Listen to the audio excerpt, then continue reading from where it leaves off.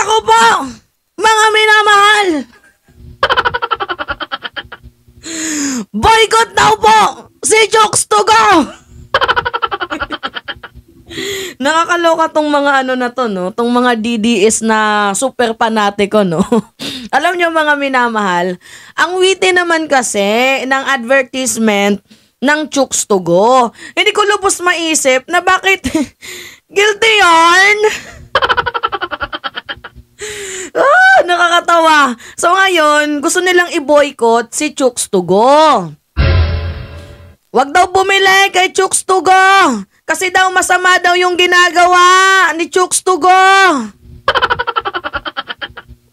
Panlalapastanganan daw po ito sa mga injustices. Wala namang pinangalanan na si Kibuloy yun. Bakit mayroong galit na galit at gustong manakit? Ano ba yung post, mga minamahal? Ito yung post ng Chokes to go. Yan lang muna tayo yung post ng Chokes to go, diba? Nakita ninyo? Oh, sumuko sa sarap. Pang world class ang rapsa.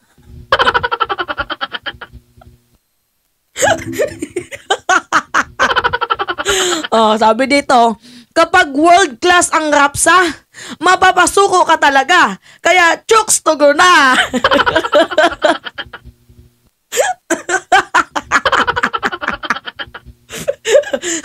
Tapos mayroong picture. Sumuko sa sarap.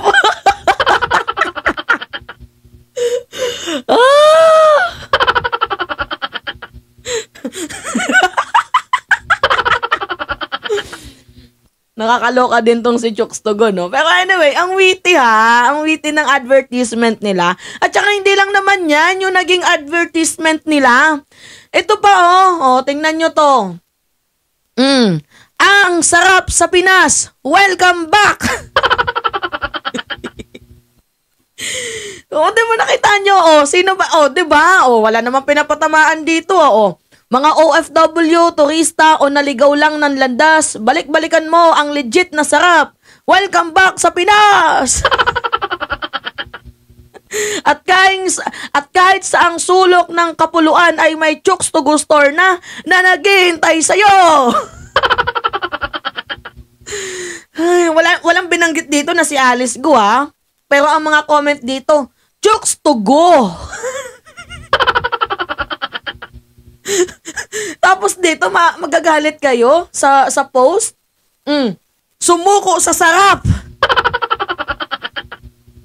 Ano masama dyan, mga minamahal? I'm just asking. Mayroon bang masama sa post na yan?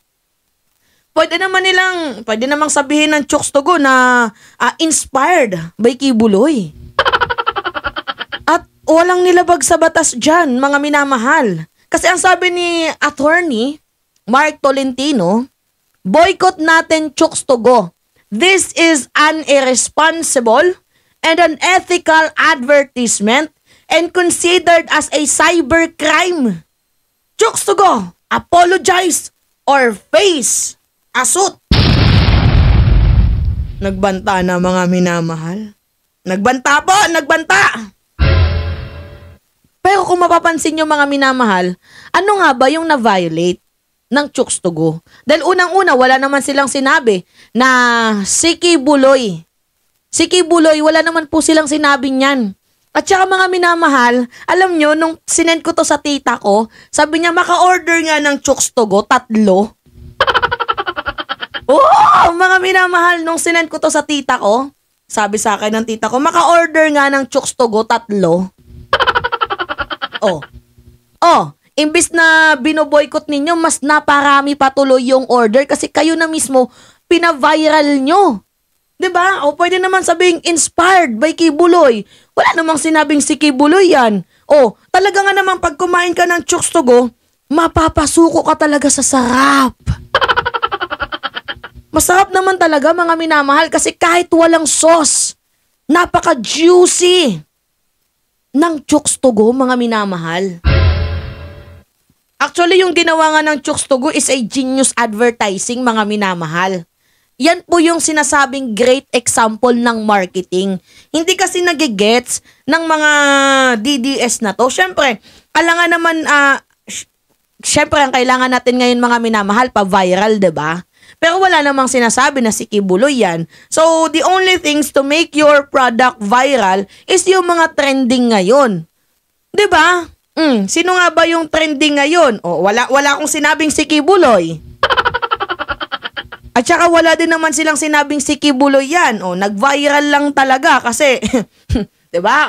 Nakajabawaki. Nakajabawaki mga minamahal. 'Di ba? Basahin natin yung mga comment dito. Sabi dito ni Macario Lobo, tanga.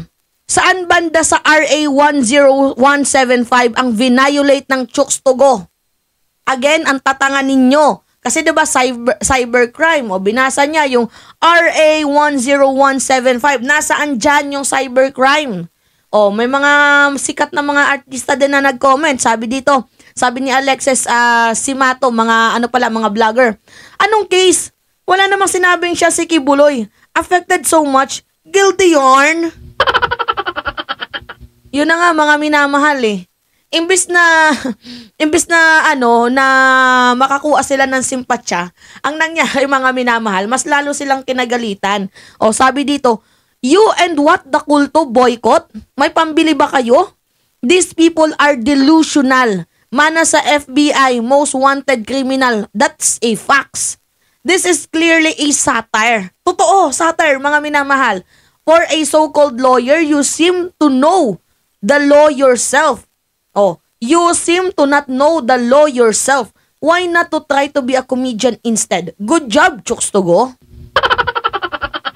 And sabi ni Nico David, attorney question po, anong element ng libel, cyber libel for this post ay malice? 'Di ba? So tanong ko po ay ganito, is the post is malicious or delicious? Yan po mga minamahal. Wala pong nag-comment dito na na overcome mga minamahal ng mga Pilipino. Instead, pinraise pa nila yung Chooks to Go. Sabi nila sa Chooks to Go, good job Chooks to Go, support Chooks to Go. Trending nga din ngayon sa Twitter yung Chooks to Go eh. Sabi pa nga dito, dami kong tawa, worth 10 million. May nag-comment pa nga, mag-order ako 10 million. Nakakaloka. Diba? Imagine that mga minamahal, kayo yung tumatawag ng boycott pero kayo yung na-boycott. Diba? Ang dami din comment dito. Si John Yuruto, bibili ang buong barangay ng Chooks to Go. Diba? Deserve ng Chooks to Go na ma-recognize kasi masarap naman talaga, mga minamahal. Masyado lang talagang delusional, guilty, yung kulto nila. Yun eh. Kaya umabot na sa punto na gusto pa nilang i-boycott ang Chooks to Go, mga tarantado. Diba? Gusto nilang ipag-apologize ang Chooks to Go. Utak ninyo may ubo, hindi mangyayari yun. Si Kibuloy nga hindi nag-apologize sa mga ginawa niya ng masama, tapos yung Chooks to Go mag-apologize sa inyo. Diba mga minamahal? That is clearly satire. Even yung post dito kay Alice Go, satire din yan. Ba't nagagalit? Mapapasuko ka talaga sa sarap. Talaga naman kahit ako pag kumain ako ng Chooks to Go, ang sarap.